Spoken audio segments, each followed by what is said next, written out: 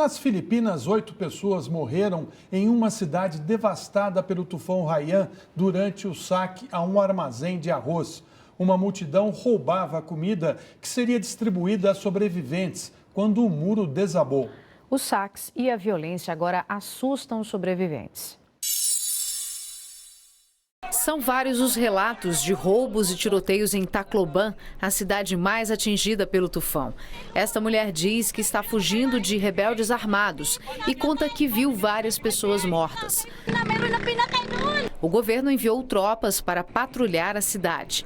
Moradores enfrentam dificuldade para conseguir água potável. Nesta rua foi aberto um buraco na tubulação e as pessoas fazem fila para encher garrafas e baldes. Neste orfanato restaram poucas paredes em pé. O professor conta que no momento do tufão foi preciso se proteger no telhado e segurar as crianças com força, porque ondas de até 5 metros inundaram o lugar. A ajuda internacional enviada por diversos países começa a chegar às Filipinas. Nesta maternidade, em uma região rural, mães e recém-nascidos não têm para onde ir. Esta jovem conta que perdeu tudo. Não tem mais casa, nem como conseguir água e comida. O trabalho de recolhimento de corpos continua. As autoridades estão promovendo enterros coletivos. Até agora, 2013 é o 7º ano mais quente desde que começaram a ser feitos os registros em 1850. A Organização Meteorológica Mundial adverte: o aumento dos níveis dos mares favorece o surgimento de fenômenos como o supertufão Haiyan. Na conferência da ONU sobre o clima que acontece na Polônia, um representante da Organização Meteorológica Mundial disse que o acúmulo de gases que provocam o efeito estufa significa que um futuro mais quente já é inevitável. Ele afirmou ainda que a temperatura média da Terra subiu 0,48 grau centígrado acima da média do período entre 1961 e 1990.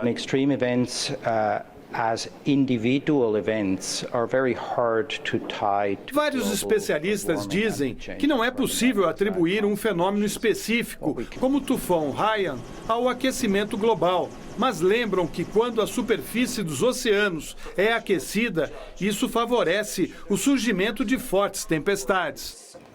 E para falar sobre o encontro da ONU que discute as mudanças climáticas no planeta, eu converso agora com Márcio Pontual, especialista do Centro de Gestão e Estudos Estratégicos e mestre em mudança ambiental.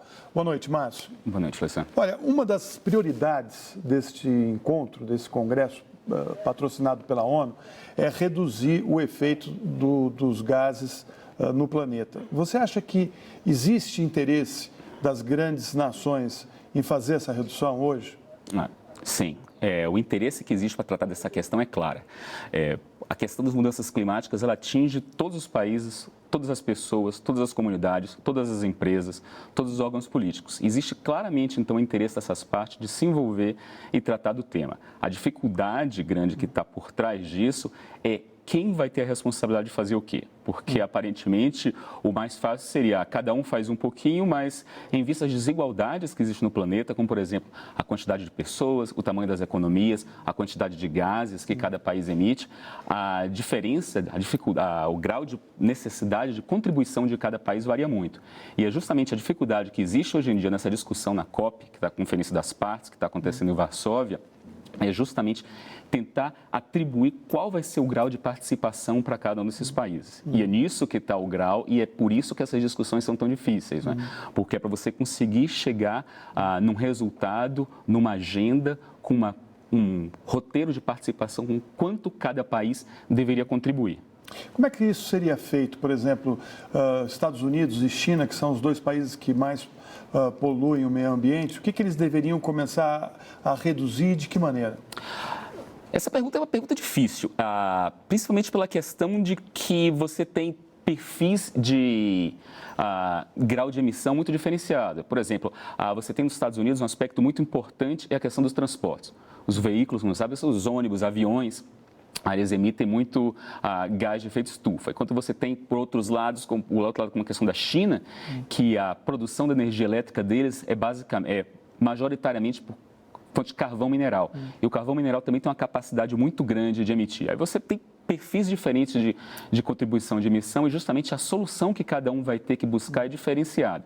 Agora, para buscar uma solução única, se você quisesse entender como é que poderia ser feito, basicamente você reduzir a fonte de emissões por combustíveis fósseis, seja por querosene de aviação, seja para gasolina pelo carro ou pelo próprio carvão mineral, você buscar um aumento da eficiência, ou seja, você deixar de utilizar aquela fonte que tradicionalmente, como por exemplo uma geladeira velha, que consome muita energia, você passar a utilizar uma geladeira que emita menos ou um carro que seja mais econômico, é buscar soluções que você consiga fazer mais com menos. Essa é uma das principais maneiras de você conseguir reduzir as emissões de gases de efeito estufa na atmosfera. O presidente das Filipinas disse que o tufão Haiyan foi provocado por conta dessas mudanças climáticas e que os países ricos deveriam pagar essa conta. Você acha que existe condições hoje das empresas e dos governos criarem uma conta, um fundo para pagar esse custo? Por partes.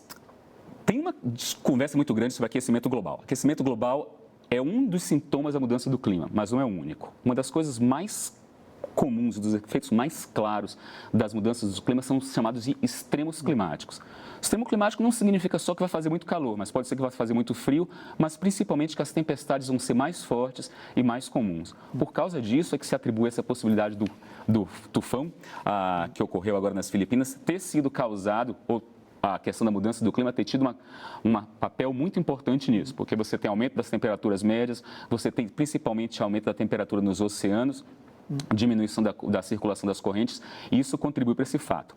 Agora, a gente chegar para a próxima parte de ver como isso vai ser pago, essas são as discussões grandes da COP. A questão do fundo, de quem vai pagar, como isso pode ser tratado, é uma questão sensível porque o grau, como eu expliquei anteriormente, de contribuição, de responsabilização de cada país é muito diferente. Por exemplo, a Inglaterra, do ponto de nascença da Revolução Industrial, tem muito mais responsabilidade nesse aspecto, uma responsabilidade histórica, diríamos assim, não em números absolutos, do que a China, que tem uma industrialização muito mais recente, apesar de que hoje tem um aspecto muito mais importante do que a Agora, o Fundo Verde existe, né? Existe uma proposta de fundo e é justamente um dos pontos que os negociadores estão discutindo agora, que vai ser um dos nós que vão ter que ser desatados em Varsóvia, é justamente quem vai contribuir com o quê.